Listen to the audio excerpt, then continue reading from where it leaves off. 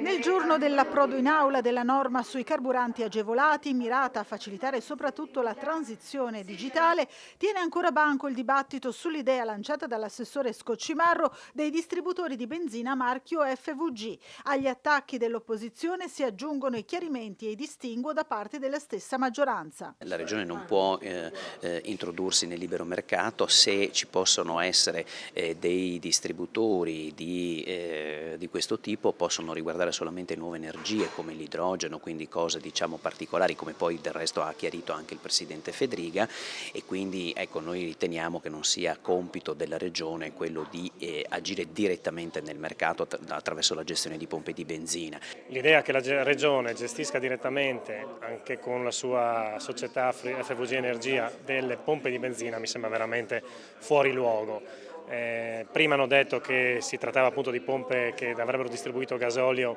e benzina per abbattere i costi lievitati con le distorsioni del mercato, poi invece hanno detto solo sulle rinnovabili. Insomma, mi sembra ci sia grande confusione, ma sicuramente non è di questo che abbiamo bisogno. Oggi partiamo con con una proposta di legge che non ha niente a che fare con quanto insomma, è emerso nelle ultime giornate. Ecco, secondo me ancora è molto prematuro affrontare questo tema, anche perché si innescherebbero veramente delle situazioni di conflittualità con i gestori e quindi credo che una volta approvata questo disegno di legge che va invece a migliorare sull'aspetto tecnologico, poi si possono fare altri tipi di ragionamenti. Assolutamente fuori dal mondo, qui noi dovremmo far partire, che da tempo che chiediamo, perlomeno una società che gestisca l'idroelettrico, no? Una società regionale per gestire le